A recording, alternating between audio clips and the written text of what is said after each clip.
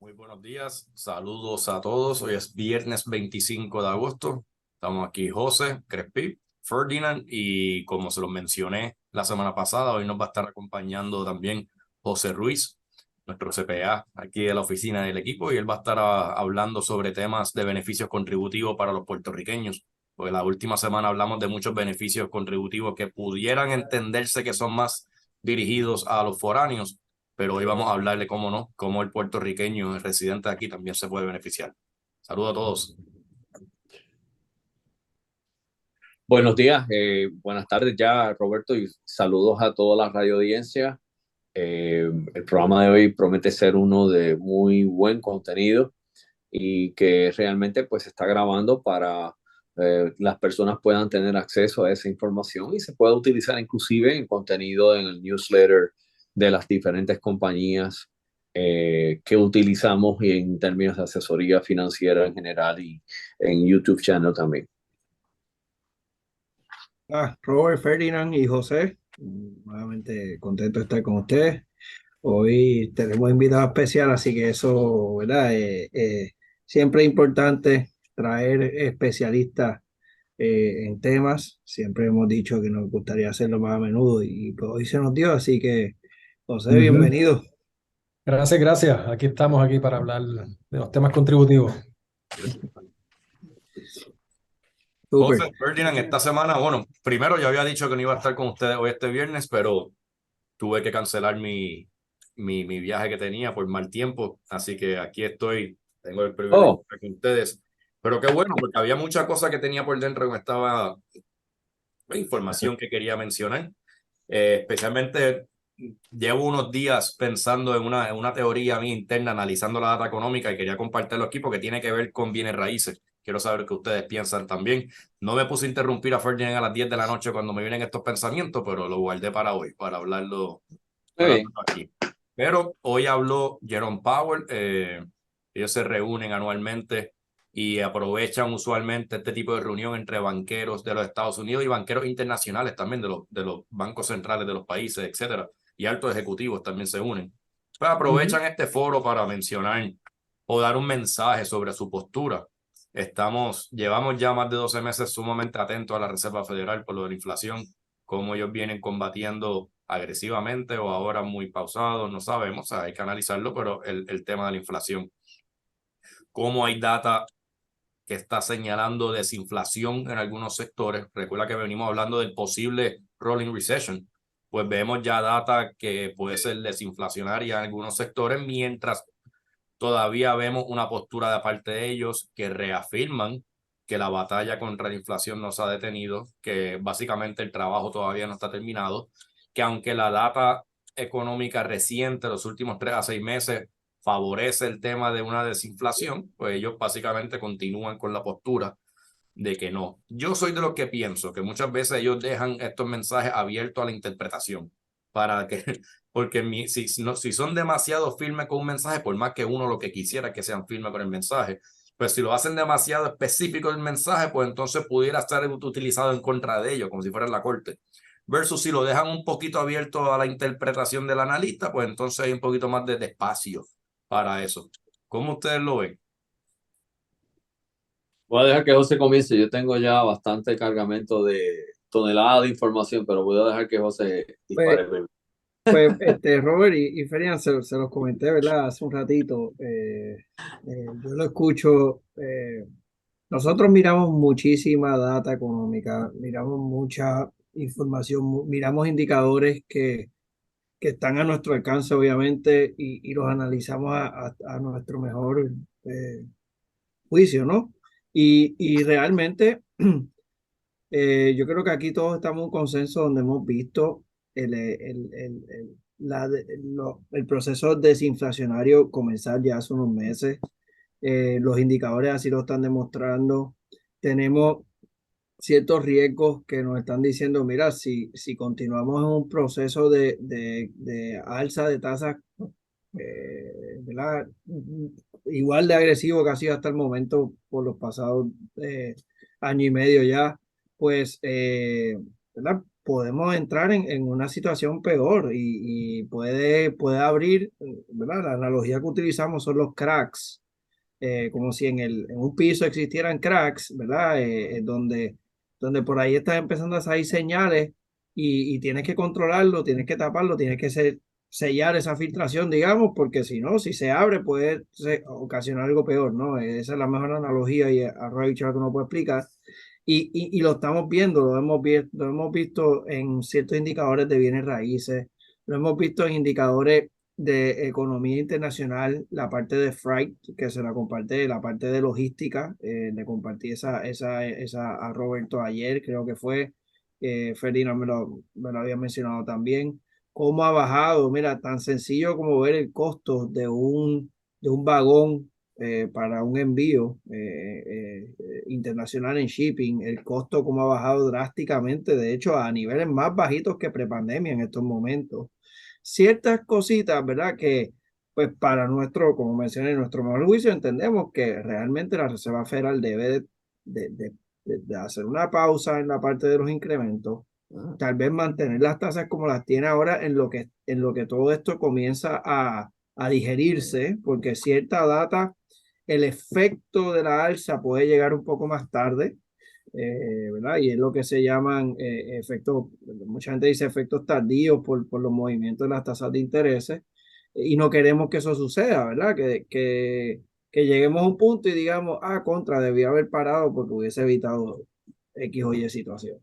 Y esa es la postura mía, personalmente. Yo creo que ustedes la comparten conmigo en el sentido de que deberíamos de parar. Sin embargo, pues como mencionó Roberto en el speech de esta mañana, mucha ambigüedad. O sea, es un mensaje que tiene dos vertientes. A veces te tira un comentario, quien sea, ¿verdad? Que como me dijo Roberto, eso se lo escriben a Power, y es cierto, ¿no? Él dará su input, pero una persona profesional en escribir estos speeches, pues es quien lo hace.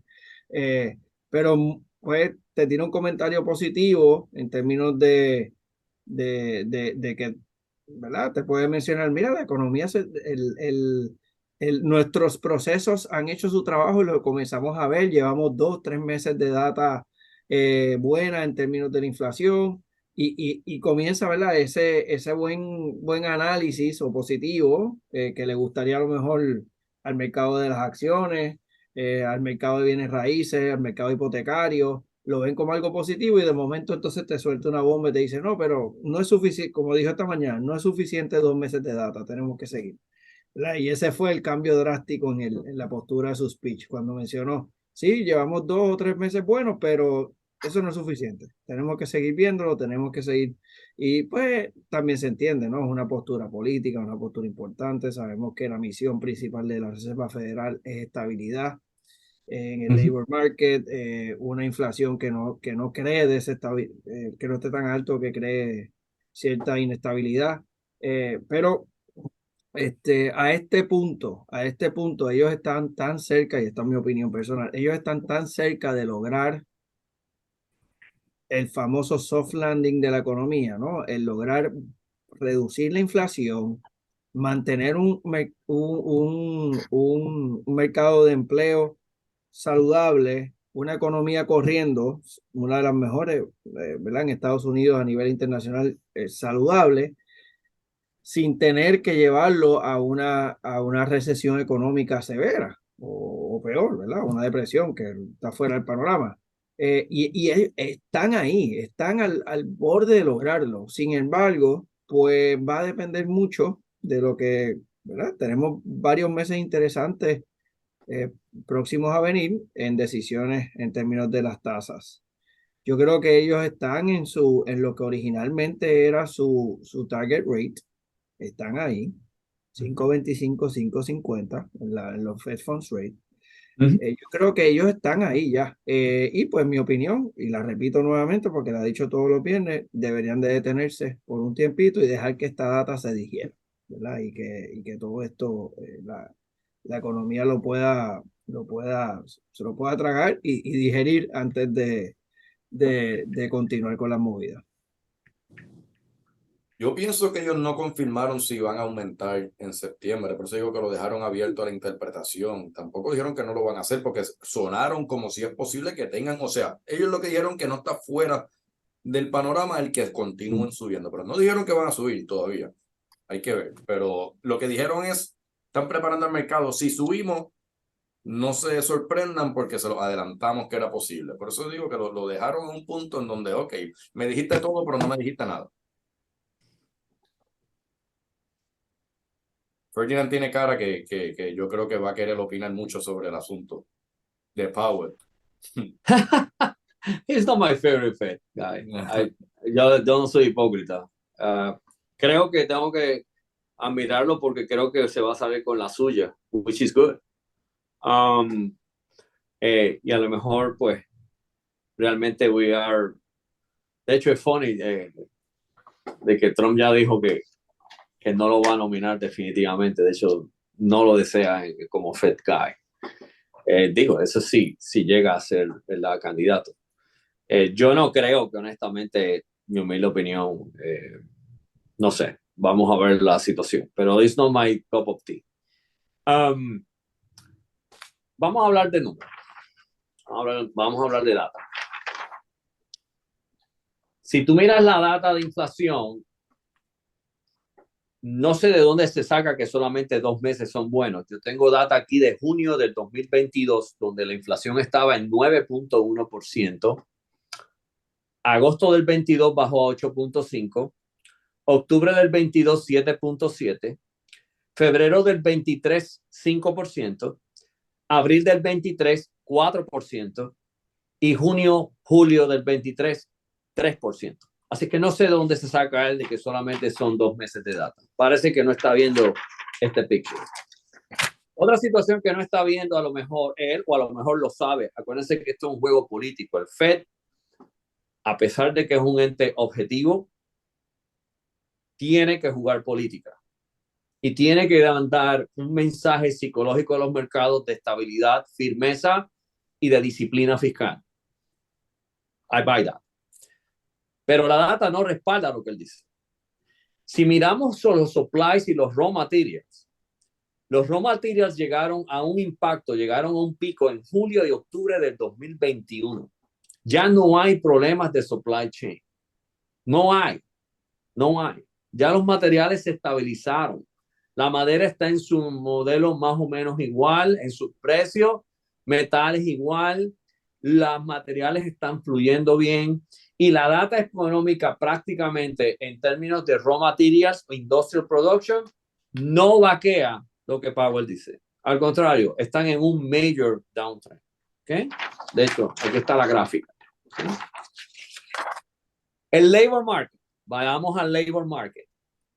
El labor market está slowing down y no es de una data de 2 meses. Si miro la data de enero del 2022 en términos de labor supply and demand, desde marzo del 2022 ha habido una disminución en términos del momentum de creación de empleo. De hecho, el momentum va ahora mismo hacia abajo y de hecho fue confirmado por los unemployment claims y fue confirmado con un número de durable goods peor de los 4.1 negativos, llegó a 5.1. So, cuidado con lo que, be careful what you wish for, ¿ok? Pero estos números no son de 2 y 3 meses. Estos números ya llevan tiempo cuajándose con un trend significativo. Otra situación de desinflación es los commodities. Los commodities, desde el pico que tuvieron en abril y julio del 2022, han venido en descenso en un 25% basado en Bloomberg Commodity Research Bureau Index desde julio del 2022. Así que eso no es data ni de 2 ni de 3 meses tampoco. José Miguel mencionó un indicador que es un leading indicator y que no se menciona mucho. Y es el hecho de lo que cuesta un container en términos de transportación de productos, lo que se llama el Baltic Dry Index, que es la transportación de productos entre China y Long Beach, California, que es Estados Unidos. Un container en el 10 de septiembre de 2021 costaba $11,109 por container. ¿Saben cuánto es el precio ahora de ese container? Está en cerca de unos $1,300 por container. Es un declive de un 85-90%, y quiero decirle a ustedes que esto es prepandemia. Estamos llegando a niveles de prepandemia, y con un China que ya claramente no va a crecer ni a un 5 ni a un 6%. Es raspa con un lado de 3%. Y hoy el gobierno de China, debido al problema enorme de inmobiliario, anunció que va a darle incentivos contributivos al que compre propiedades en China, e inclusive financiamiento más barato y dinero barato para poder salir del atolladero que tienen. En China es al revés de Estados Unidos. En China hay un oversupply y baja demanda. Y eso ha creado que muchas líneas de crédito el gobierno central del Banco Central de China tenga que intervenir. Pero esa data no es inflacionaria, es desinflacionaria.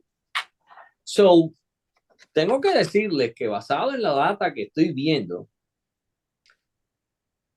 de hecho, hay una data en términos de US wage inflation, y de hecho, por primera vez, la inflación está más baja que los Fed Funds Rate. Fed Funds Rate está en 5.25. La inflación basado en el favorito indicador de Powell está en 3.5. So you got rates higher than the inflation. Así que hubo un crossover hace 2 meses donde el número de inflación cruzó los Fed Funds Rate, lo que se llama un negative crossover. Significa que la demanda está escaseando enormemente, y actualmente estamos bregando con una situación de que, gracias a Dios, la teoría de economía, lo que se llaman los Phillips Curve. Phillips Curve es que si hay un empleo masivo, tiene que haber una subida de inflación. Pues quiero decirle que ahora mismo Estados Unidos está totalmente disparejo a los Phillips Curve, porque tenemos masivo empleo, un desempleo de 3.5, y la inflación está más o menos en el mismo tipo, ha venido disminuyendo la inflación. The best of two worlds. Si añadimos la tecnología, la productividad, artificial intelligence, mi humilde opinión es que Powell está equivocado. Y no lo estoy diciendo por mí, estoy diciendo por data. Si ellos creen que subiendo las tasas lo que puede crear es que disloque lo que gracias a Dios han podido lograr, y yo espero que sea lip service. Yo personalmente espero que sea lip service y que ellos no suban. En este programa yo he dicho que yo mantendría tasas un poquito por un tiempo arriba, y de hecho el número, esa gráfica es clave, que la inflación está así cruzando. Y miren, el componente mayor del CPI es rentas y alimentos. Y si vemos los commodities en términos de granos, alimentos, que han venido bajando, porque se ha visto bajando, y adicional ya las rentas están cooling off. De hecho, estamos viendo descenso en el incremento de rentas, por lo menos en el mercado multifamiliar, que lo estamos viendo. Y vemos específicamente que el housing ha crecido, ha sido resilient por el hecho de que hay muy poca oferta, hay mucho supply en el mercado.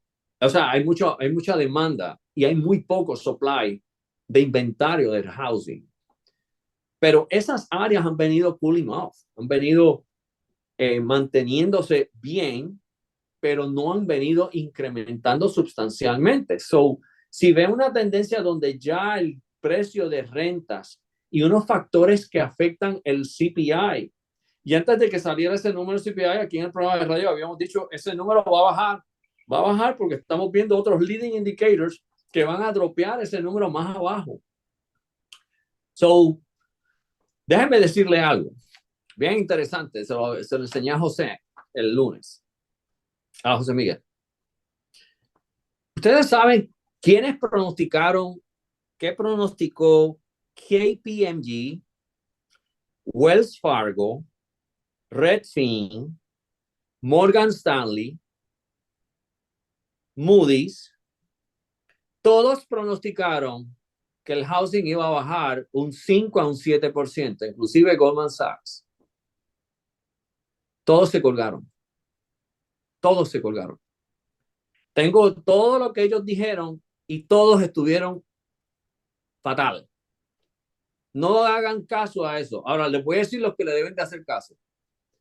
Deben de hacerle caso a la Asociación Nacional de Realtors, NAR, que fue la que predijo un incremento de 2.3 y el incremento fue de 1.8, casi al chavo. CoreLogic también la pegó. Dijo, no van a bajar los precios, van a subir a 2.8. Esos dos fueron los héroes en forecasting. Todas las firmas de corretaje, Bank of America, pónganle un se vende. Morgan Stanley, ponle un se vende. Redfin, ponle un se vende. Ninguna la pegó. Todos decían que iba a bajar 5, 6, 7% el housing. Todos se equivocaron. Los únicos dos que la pegaron fueron CoreLogic, que es el que yo sigo, porque sé que son consistentes, y la Asociación Nacional de Realtors, NAR, que fueron los únicos específicamente. Hubo otros que son Home SLC, pero los más conocidos en data de real estate específicamente. Y Realtors.com también la pegó. Estuvieron ese fue más optimista. Ese puso 6% de incremento en housing, pero realmente el número real es 1.8 a 2.4%, que es que no ha bajado. Housing no va a bajar tampoco. Y eso va a crear un conflicto porque yo lo que creo es que esto va a ser un reverse psychology effect. Con el lenguaje del Fed específicamente pudiendo posiblemente tratar de subir tasas, no duden ustedes que los precios de housing se mantengan elevados o empiecen a subir más porque el comprador que está esperando afuera dijo, la guagua se me puede ir, déjame meterme ahora porque si las tasas van a seguir subiendo, yo prefiero mejor meterme ahora y después refinancio cuando venga la situación. So, esa es mi observación, esa es mi data. Yo me dejo llevar por estos números. Cuando todo el mundo y Powell decía que la inflación no era un problema y aquí en este programa se dijo, sí es un problema and you are going to be late. He was late. Ahora estoy diciendo en el otro lado, be careful what you wish for. Porque los números de desinflación is right on the wall. Está clarísimo. Y si el escenario que lo ha creado el Fed, que se la tengo que dar, de un soft landing, por eso el mercado de valores ha subido 15% este año. Tienes earnings elevados, mira el record buster de Nvidia, tecnología, artificial intelligence, que liquidez. Pues por eso el mercado de valores tiene esto, pero es porque están asumiendo un soft landing. En la forma en la que el mercado de valores empieza a tener un whiff, que el Fed is overdoing it, be careful what you wish for. Porque entonces lo que va a suceder es que va a haber un evento donde entonces yo me mantengo y me sostengo. Yo me mantengo en que el Fed no debe subir y creo que el próximo movimiento del Fed, si acaso, es subir un cuarto de punto, llevarlo al target de 5.5 y debe de pausar. Ya, that's it. Debe kill it. Y eventualmente yo creo que en el 24 vamos a ver posiblemente una disminución, una reducción en tasa de interés. Ese es mi picture, esa es mi opinión y ese es mi análisis en términos generales.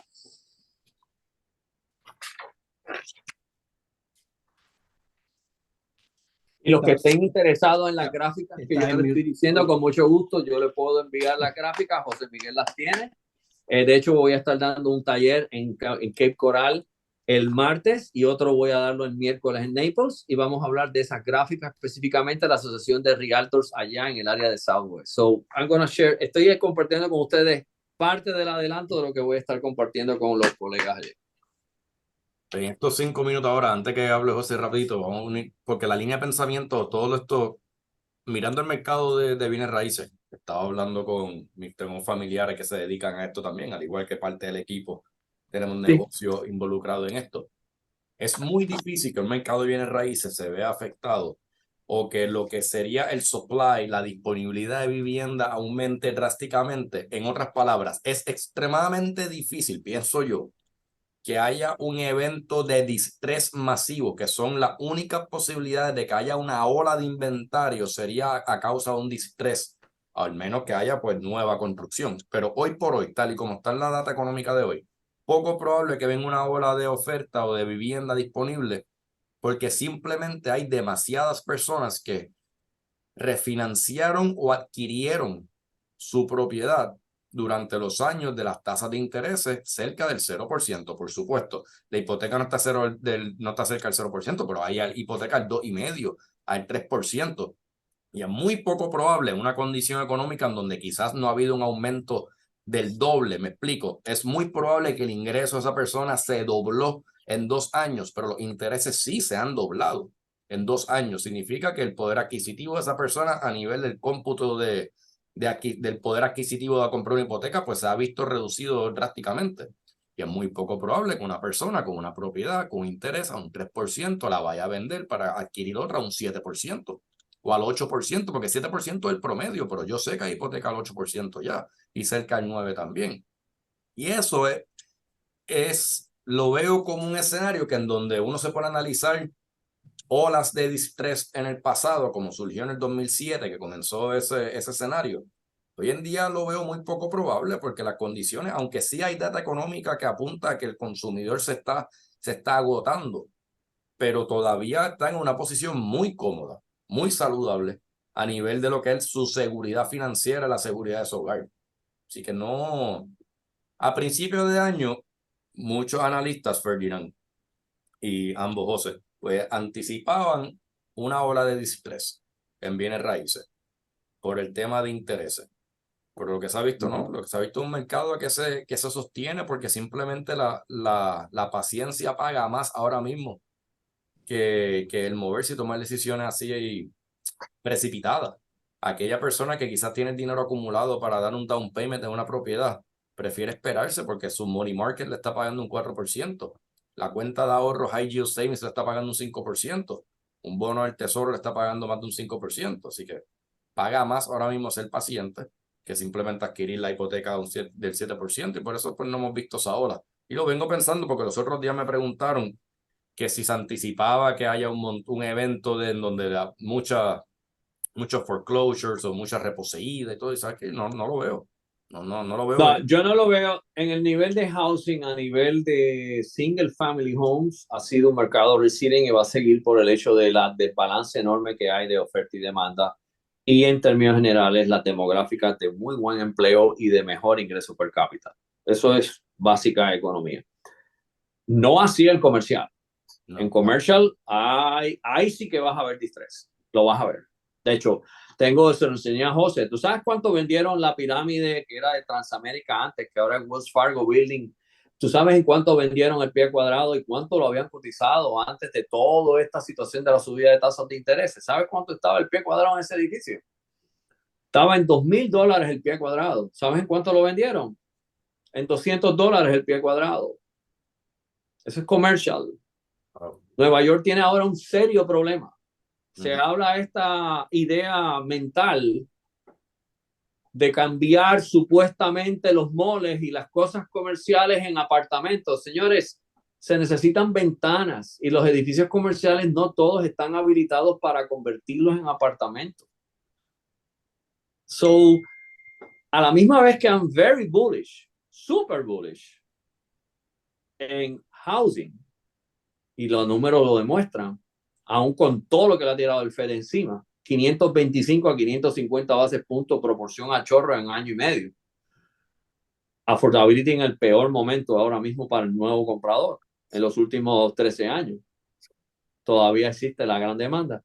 Sí tengo que decir, y lo dije ya, llevo ya meses diciéndolo, be careful con commercial. Commercial es algo que si la persona puede esperar y tener paciencia, ahí sí, Roberto y amigos radio oyentes, ahí sí va a haber distrés. Sí. Sí, comercial, ese cambio de vida se ha visto bien marcado y comercial, a diferencia de residencial, que depende del tipo de préstamo, pero en promedio, comercial está obligado a refinanciar por términos de los negocios. En términos comerciales, es muy común los préstamos como los mezzanine o los préstamos como los bridge loans, son préstamos a corto plazo. Significa que estas grandes propiedades residenciales o, perdóname, comerciales se ven obligados a refinanciar. O sea, se ven obligados a cambiar los términos y condiciones de esas líneas de crédito. Y ahí es donde viene el problema dado la posición donde estamos ahora. Pero eso presenta, y aquí se ha visto mucho en Puerto Rico también, eso presenta grandes oportunidades para aquel que está bien posicionado. Quien mejor se está nutriendo todo esto son las compañías de equidad privada o de crédito privado, o sea, private credit o private equity, empresas privadas de manejo de capital, tanto en la línea de crédito o en la línea de equidad. Son dos tipos de negocios distintos, algunas veces los combinan ambos. Pero ese sector está bien posicionado ahora mismo para aprovecharse de las desgracias actualmente de los dueños de estas propiedades comerciales. Y se presentan muchas oportunidades tanto en Estados Unidos como en Puerto Rico, que eso nos une entonces todos los temas que estamos hablando. Como si se surge una gran oportunidad como esa, digamos que sea aquí en Puerto Rico, ¿cómo un inversionista local, como un residente de Puerto Rico, pudiera beneficiarse de eso? Porque sabemos que el estilo de vida en Puerto Rico, pudiéramos argumentar que la inflación en Puerto Rico es distinta a los Estados Unidos. Tenemos unos costos que el puertorriqueño incurre aquí por vivir en nuestro país, que son mucho más elevados, comenzando por la más dolorosa de todas, que es el costo de luz. Porque el costo de luz es el servicio más inestable que tenemos en este país, sin embargo, es el más caro. Y es lo que nos tiene mucho muy perplejo por esta situación. Vemos también el tema de la salud de Puerto Rico, aunque hay beneficios contributivos, que José puede hablar de ello para los médicos de Puerto Rico, no ha solucionado la crisis que hay para esa industria aquí en el país. Pero queremos concentrarnos en lo bueno.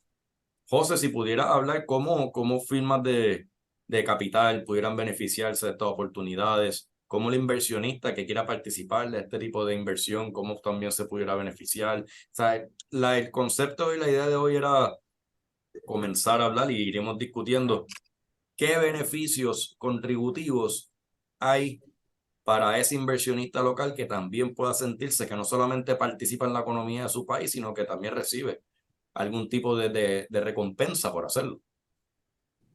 Pues sí, mira, voy a hablarles un poquito sobre esa ley. La ley, lo que le llamaban la 185, que ahora se ha combinado en el Código de Incentivos, que sería la ley 60, y específicamente de esa parte de los fondos de capital privado y qué beneficios contributivos tiene en invertir en ese tipo de fondos. Primero que nada, yo creo que es importante establecer, ¿verdad?, que hay dos tipos de fondos de capital. Fondos de capital privado y fondos de capital privado de Puerto Rico, que tienen unas ventajas superiores a un fondo de capital sencillo. A distinción de los dos, ¿verdad? El fondo de capital de Puerto Rico cumple con un requisito de que me parece que el 60% de las inversiones del fondo están hechas en valores, notas, pagarés y acciones de empresas domésticas de Puerto Rico. Un fondo de capital privado simplemente cumplió con los requisitos, pero no tiene ese 60% en empresas locales, que lo vamos a ver luego en la cantidad de deducciones y beneficios, pues son un poquito inferiores. Así por encimita, podemos dividir los beneficios en dos.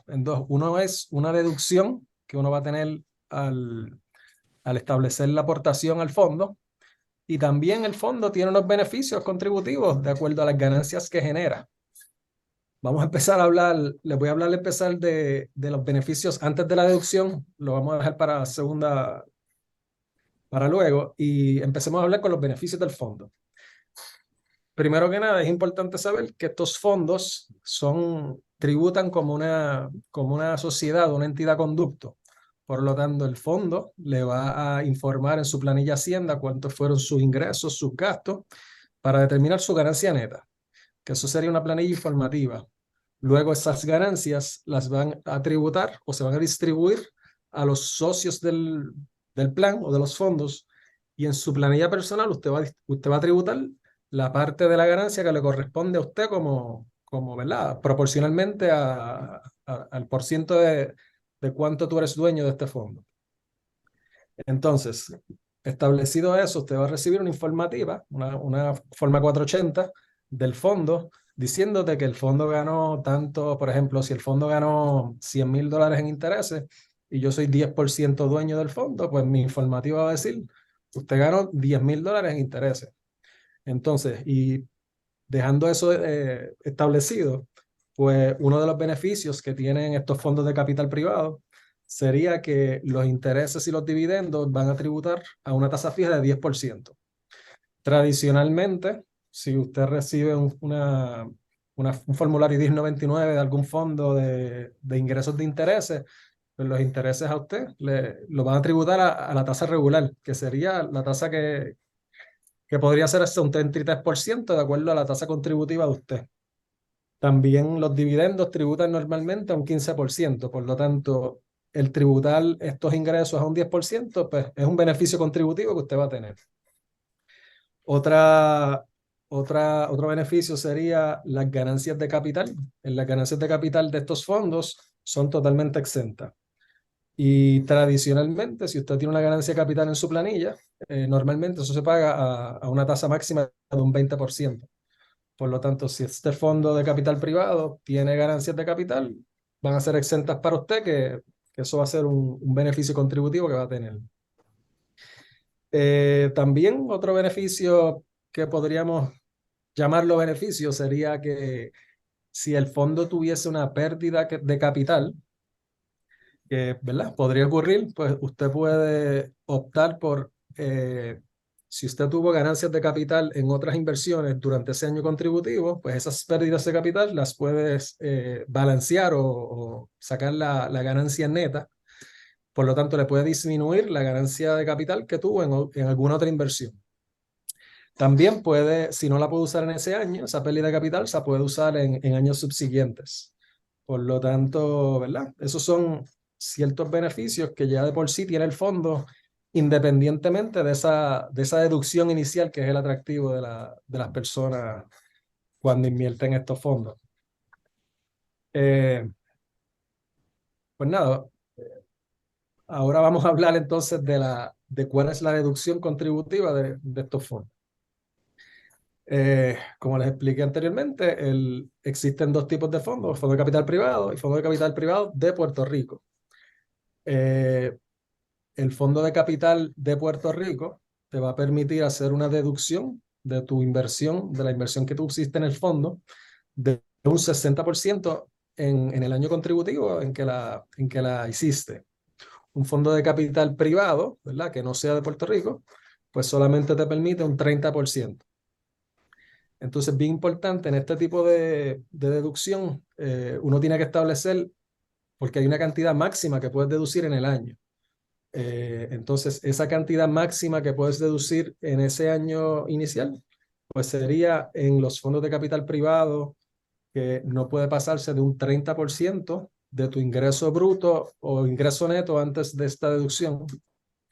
Y en los fondos que son de capital, fondos de capital que no son de Puerto Rico, pues sería un 15%. O sea que esta deducción podemos verla así, como que si yo invierto en un fondo de capital privado de Puerto Rico, yo voy a poder deducir un 60% de lo que invertí. Ahora la pregunta es, ¿lo puedo deducir en ese primer año completo o no? Entonces se hace una segunda prueba, la cual se toma el ingreso neto antes de esta deducción, se multiplica en ese caso por un 30% y se determina si eso que puedo deducir, ese 60%, lo voy a deducir ese primer año. De no poderse deducir completo el primer año, tenemos hasta 15 años subsiguientes para poder deducirlo. Yo creo que es mejor explicar esto con unos números, con un ejemplo. Puse aquí un ejemplo, asumiendo que uno invirtió en un fondo de capital privado de Puerto Rico. Si yo invierto $150,000, tengo derecho a deducir 60% de eso, que sería 90,000.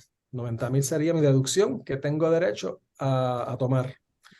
Ahora, si mi ingreso neto antes de la deducción fuese, usando un ejemplo, $250,000, pues eso cuando lo multiplico al 30% me da a 75,000. Lo que significa que de esos 90 que tengo derecho a poder deducir, solamente voy a tomar ese primer año 75,000 por el límite que establece la ley. Luego los otros 15,000 los voy a poder deducir un año subsiguiente de poder hacerlo. O sea, que estos son, ¿verdad? Uno de los grandes beneficios que tienen estos fondos, esa deducción contributiva inicial, que te permite deducir gran parte, ¿verdad? Tomar una deducción grande en tu planilla. Y también los beneficios que tiene como intereses en los dividendos, en las ganancias de capital, que también, ¿verdad? Son atractivos para los fondos. ¿Tienen algún José, comentario? una persona, aquí hay muchos, o sea, porque obviamente es bien complejo cuando uno lee la ley. La sección de estos fondos de capital nada más tiene más de 10 páginas, así que hay que leerlo e interpretarlo. O sea que el fondo de capital está creado, hay distintos fondos de capital. El fondo de capital que no está enfocado en Puerto Rico, que entonces no tiene tantos requisitos de inversiones en Puerto Rico, solamente le exigen que un 15% de los activos de ese fondo sean inversiones en Puerto Rico, por lo tanto no tiene tantos beneficios contributivos. Pero entonces el que sí, lo que le llaman Puerto Rico Focus o el PEF, que está concentrado más en Puerto Rico, le exigen para recibir los beneficios contributivos que un 60%, un mínimo de un 60% de los activos estén en inversiones de Puerto Rico, que se consideran acciones en empresas privadas, se consideran pagarés, se consideran inmobiliario, bienes raíces, etcétera. O sea, abarca muchas cosas, pero mayormente son equidades, pagarés, que son líneas de crédito, préstamo hipotecario, etcétera, y tangibles también, tiene mucho sobre eso. Y esos que están enfocados en Puerto Rico, que por lo menos el 60% estén aquí, pues reciben sus beneficios contributivos. Uno como inversionista, si desea participar en estos vehículos, no solamente genera dos tipos de ganancias, genera la ganancia, realmente hay tres tipos de ganancias. La ganancia que pueda producir la inversión, porque por eso es que uno invierte porque uno quiere generar un poco más de lo que pudiera generar la seguridad de un banco. Tú quieres generar un poquito más de ganancia, pues tú buscas una inversión. La inversión lo haces basado en tu tolerancia de riesgo y tu perfil como inversionista. Pero así que no solamente ganas de lo que genera esa ganancia, sino que también la ganancia tiene sus beneficios contributivos. Si hay una ganancia de capital, significa un ejemplo de un inmobiliario. Se compró en 100,000 y se vendió en 150,000 una propiedad. Esa ganancia de capital de $50,000 del fondo, pues como bien explicaste, sus accionistas son como participantes de esa sociedad, así que el fondo reporta que generó 50 y le reparte respectivamente a sus inversionistas o le informa qué por ciento de esa ganancia les toca a cada uno. Y cada uno entonces lo genera en su planilla. Si es ganancia de capital, José, mencionaste que es 0% de tributación. 0%, exacto, es exenta. Imagínate. Entonces, También, Robert y José, importante, ya que mencionaste inmobiliario, hay un 75% de exención en el pago de property tax en las propiedades que tenga el fondo en términos generales. Eso aumenta el cap rate en términos de rendimiento y posibilidades de mejor rendimiento. Exacto.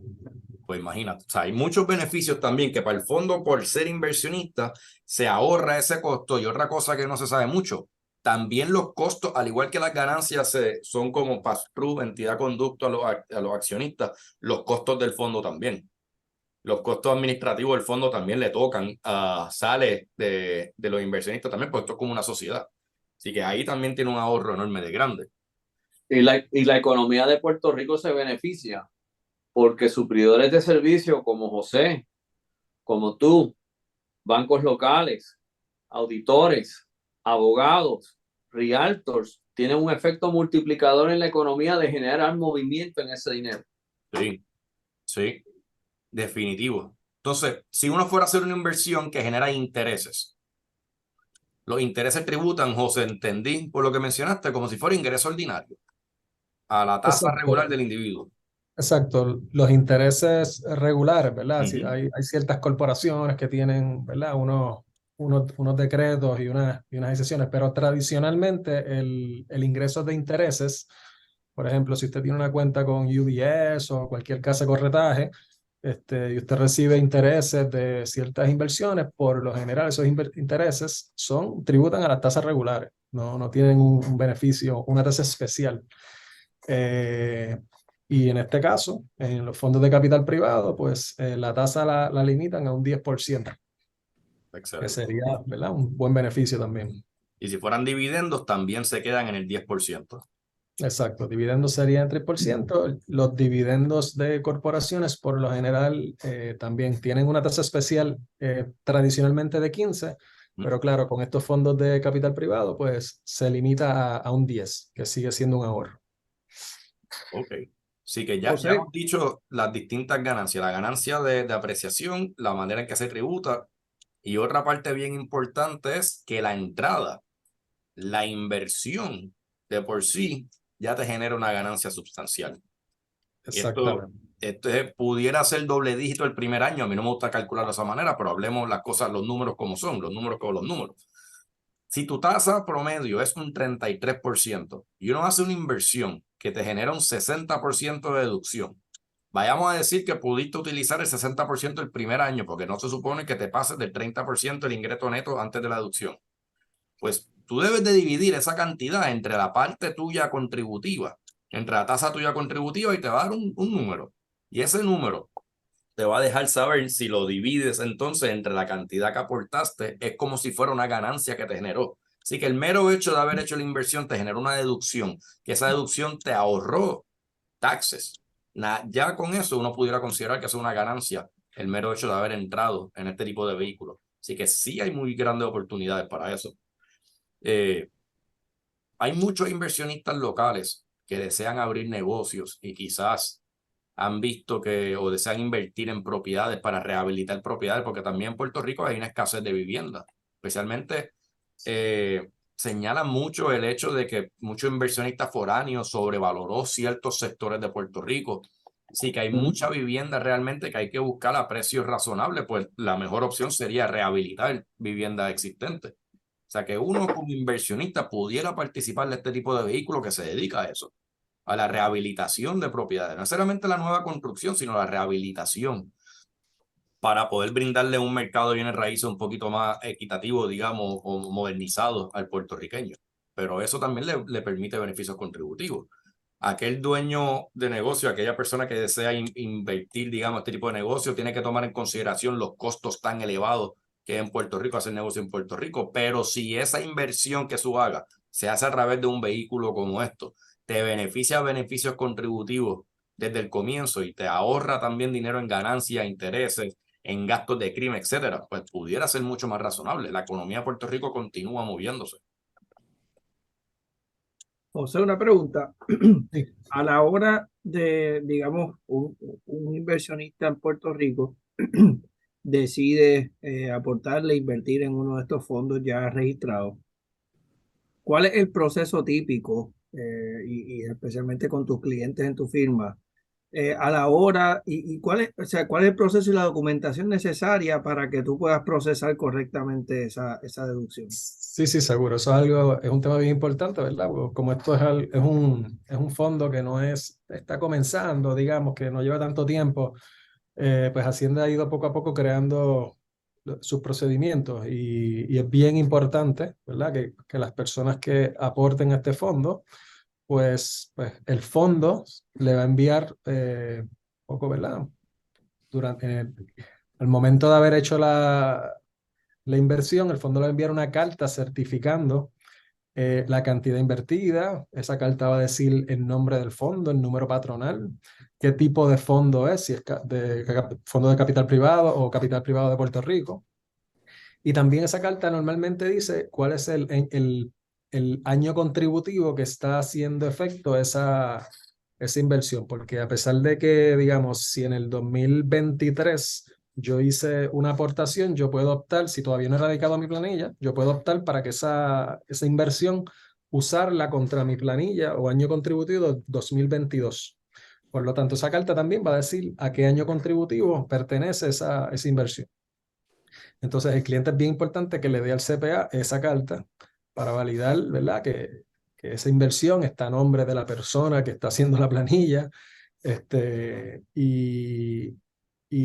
Y hacer el cómputo. Una vez el CPA hace el cómputo, establece cuánto puede deducir en su planilla, lo va a, ¿verdad?, a añadir en el espacio correspondiente, calcula su tax, radica la planilla electrónicamente como exige Hacienda, y luego que uno la radica, es bien importante, y el mismo sistema te va a tirar un mensaje que te va a decir, necesitas subir una evidencia para sustentar esta deducción de los fondos de capital. Por lo tanto, al radicar la planilla electrónicamente, en los próximos 5 días, normalmente es lo que pide Hacienda, uno tiene que ir al sistema Suri y subir estos documentos, la carta que estableció el fondo, que certificó la inversión, y también el CPA tiene que hacer como el cómputo de cómo llegó a ese número, ¿sabes? Haciendo la matemática de cuánto fue el 60% de lo que invirtió, y luego comparándolo contra el 30% de su ingreso neto para tomar el menor de los dos números y explicarle a Hacienda en una hoja de papel cómo llegó a ese número de la deducción que está poniendo en la planilla. Es importante que esas dos cosas se suban, esos dos documentos se suban en el sistema Suri, atachado, ¿verdad?, en la cuenta del contribuyente, y de esa forma Hacienda la va a procesar y no va a tener problema en que su planilla le permitan conceder ese crédito o esa deducción. Y así más o menos que funciona. Perfecto, excelente. Ese ha sido, José, uno de los temas, ¿verdad? En Puerto Rico, el hecho de que, como bien mencionaste, es algo bastante nuevo, es algo que Hacienda ha ido haciendo ajustes en sus procesos, etcétera, pues que es mucha confusión. O sea, nosotros nos hemos enfrentado aquí en este programa, entre nosotros, pues trabajamos con dos fondos que están estructurados bajo esta ley y los manejamos. Aquí somos los investment advisors de esos dos fondos en Puerto Rico y nos hemos topado con esa situación de, mire, ¿cómo es que entonces yo puedo tomar la deducción? E inclusive nos han llamado inversionistas y nos han dicho, mira, mi contable o mi CPA no sabe cómo hacer con este proceso porque no lo han hecho ¿verdad?, anteriormente. Así que te agradezco mucho que hayas explicado eso. Eh, realmente no es un proceso tan difícil, tan complicado, ¿no? No, no, exacto. Después que uno tenga la documentación, lo más importante es esa carta del fondo, que por lo general siempre el fondo la envía, ¿verdad?, poco antes de que se radique la planilla. Y ya luego sería el mismo cómputo que hizo el CPA para establecer la deducción, pues hacerlo en un formato bonito para poder subirlo y que alguien ¿verdad?, lo examine y lo entienda.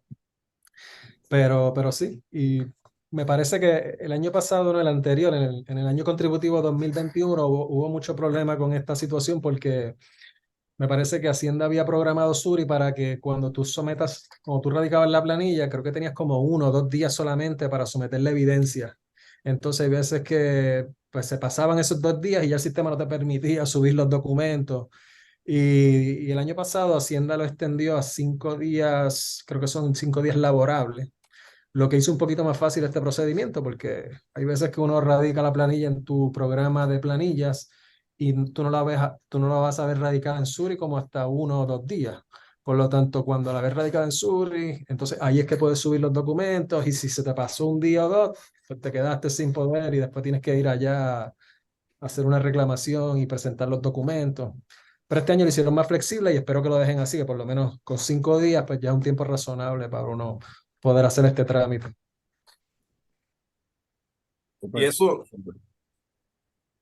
Y eso, que esta ley se hizo en el 2014, así que vamos para 9 años, esta ley. Lo que pasa es que ha sido bien lenta en la implementación.